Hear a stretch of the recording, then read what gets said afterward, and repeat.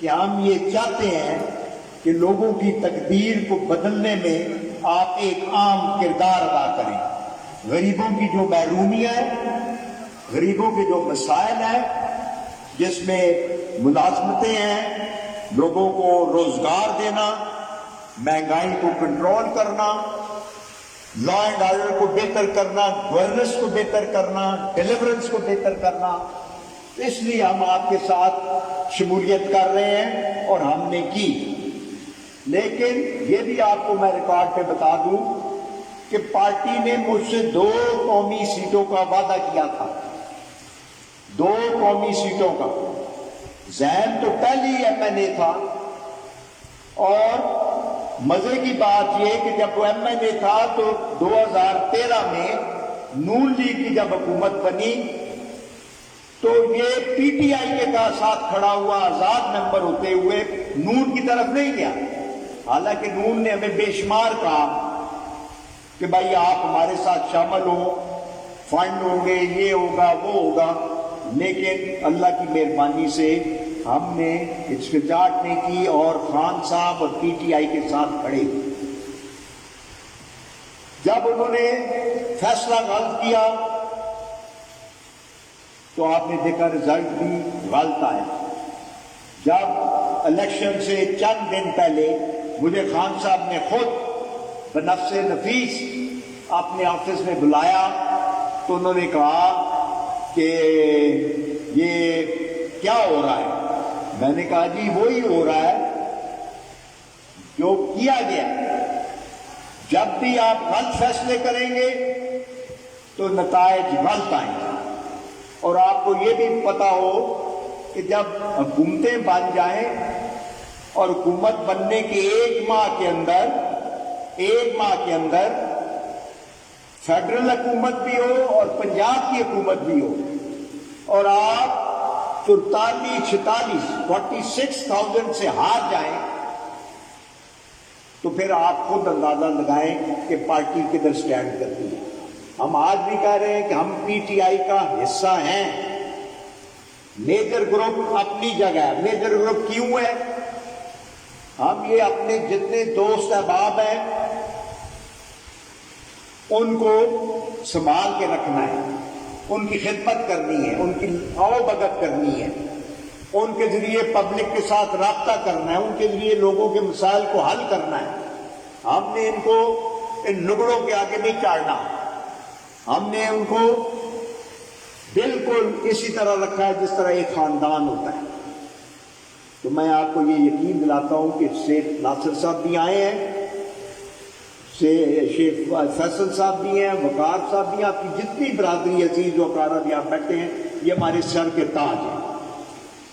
ہماری ہمیشہ کوشش رہی ہے کہ ضلع کی فلاح کے لیے کام کیا جائے. جب ہم اتنی بھاری اکثریت سے جیتے، جب ہمیں انہوں نے سیٹ نہیں دی، وہ ہار بھی گئے اور انہوں نے ہماری ٹانگیں بھی کھینچی، ہمارے ہر چیز میں رکاوٹیں ڈالی جو یہاں کے لوکل سیاسی ہیں، تو انہوں نے نقصان غریب آدمی کا کیا. اگر اللہ نے مجھے موقع دیا ہوتا، ان کو ڈر کیا تھا، خوف کیا تھا؟ یہی خوف تھا کہ اگر میجر کو 4 سال خدمت کے مل گئے تو اٹک کی قسمت بدل جائے گی. اگر پہلے 30,000 لوگ بھرتی ہوئے ہیں تو پھر اللہ کے فضل و کرم سے 70,000 لوگ بھرتی ہوں گے انشاءاللہ. ان کو وہ پیڑ تھی، وہ جلن تھی جس کا اظہار یہ گائے بگائے کرتے رہے. لیکن ہم تو اپنی جگہ قائم ہیں اور اللہ نے ہمیں جو عزت دی ہے، اللہ نے آج جو ہمیں عزت دی ہے پورے ضلع کے اندر، کسی مائی لال کے پاس جتنے بھی یہ سیاسی ادھر پھرتے ہیں، یہ گاڑیوں پہ گھوم گھوم کرتے، کوئی ادھر جا رہا ہے کوئی ادھر جا رہا ہے، اللہ نے ہمیں، اللہ کی آگے ہم شکر گزار ہیں. تو اس کا جتنا بھی شکر ادا کرے کم. تو وقت سدا ایک نہیں رہتا، وقت تبدیل ہونے میں دیر نہیں لگتی، ایسے وقت تبدیل ہوتا ہے. ہم نے صبر کے ساتھ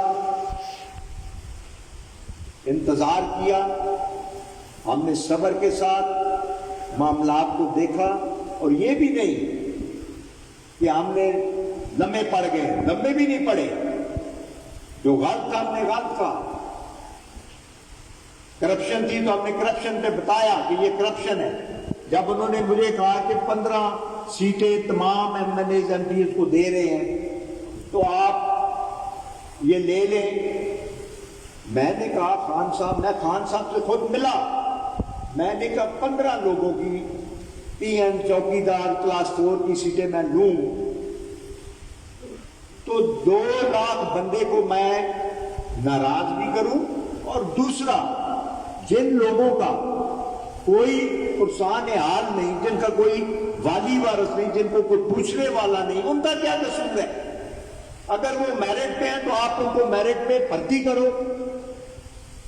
یہاں تو مجھے علم ہے کہ لوگوں نے اپنے ملازموں کے بچوں کو بھی بھرتی کیا، ملازموں کے بچوں کو بھرتی کیا، ریکارڈ کی باتیں ہیں۔ تو ایسے میں ہم نے ان کو یہ بتایا کہ یہ نہ کریں، یہ مدینہ کی اسٹیٹ کے خلاف ہے، یہ ناانصافی ہے۔ مدینہ کی اسٹیٹ یہ نہیں کہتی کہ آپ 15 بھائی ایم این اے تو لے لے، 15 بھائی ایم پی اے تو لے لے۔ مدینہ کی اسٹیٹ کہتی ہے کہ انصاف کے تقاضے پورے کیے جائیں، میرٹ کو ترجیح دی جائے۔ اسی کے لیے ہم آپ کے ساتھ شامل ہوئے، یہی تبدیلی ہم لانا چاہتے ہیں، یہی تبدیلی ہم لانا چاہتے ہیں۔ اور مجھے امید ہے، نظر آ رہا ہے کہ ان کو کچھ نہ کچھ اللہ کے فضل و کرم سے عقل کے ناخن آئیں گے، کچھ آ گئے ہیں، پورا ناخن جب آ جائے گا تو پھر سارے معاملات جو ہیں پورے ضلع کے انشاءاللہ تعالیٰ ٹھیک ہو جائے گے اللہ کی مہربانی سے۔ تو آپ گھبرائیں مت، یہ وہ گھبرانا نہیں، میں یہ میجر طاہر آپ کو کہہ رہا ہے کہ آپ گھبرائیں نہیں۔ انشاءاللہ ہمیں اللہ کی ذات پر پورا اعتماد ہے، اللہ کی ذات پر پورا بھروسہ ہے، اپنے دوستوں احباب کی دعاؤں پر، سب سے بڑھ کر غریبوں کی دعاؤں پر بہت اعتماد ہے، بہت اعتماد ہے۔ اگر آج ہم اس جگہ پہ کھڑے ہیں تو وہ سب اللہ کے فضل و کرم سے، اللہ کا کرم اور اس کا فضل ہے۔ تو اس لیے آپ مایوس مت ہوا کریں، کیونکہ مایوسی کفر ہے۔ ہم آپ کے لیے ہر جگہ جائیں گے، لڑیں گے، جھگڑا کریں گے، منت کریں گے، سماجت کریں گے، اور آپ کے لیے انشاءاللہ ضرور کچھ لے کے آئیں گے۔ اور سب سے پہلا جو میرا مشن ہے وہ ہے روزگار کی فرنٹ۔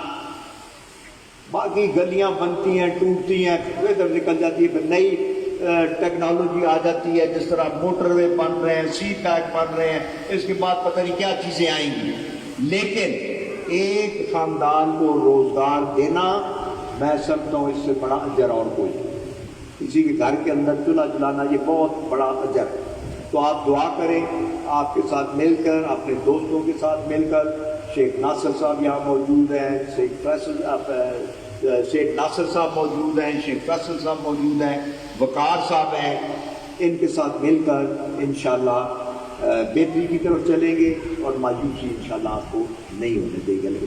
ویسے بھی ہر مہینے کا منگل میں نے یہاں رکھا ہوا ہے، میرا بھائی ہے، ماشاءاللہ بڑی محنت کرتا ہے، ہمارے ساتھ دل سے پیار کرتا ہے، ملک خرم صاحب، یہ شیخ اسلم صاحب نے ہمیں یہ تحفہ دیا تھا، اور شیخ اسلم صاحب مرحوم، وہ آپ کو پتہ ہے ہمارا بازو تھا، ہمارا ہر چیز، میں جو الفاظ کہہ پاؤں وہ اس کے لیے جائز ہے، کیونکہ اس سے بڑھ کر ہمارا یہاں لائن کوئی بھی نہیں۔ ہمیں اس فیلڈ میں لانے کے لیے جو تگ و دو شیخ صاحب مرحوم نے کی، اللہ اس کو جنت الفردوس میں اعلیٰ مقام عطا کرے۔ بہت جلدی ہوئی اس کے ساتھ، لیکن یہ اللہ کے فیصلے ہیں، اس میں میں اور آپ کچھ نہیں کر سکتے۔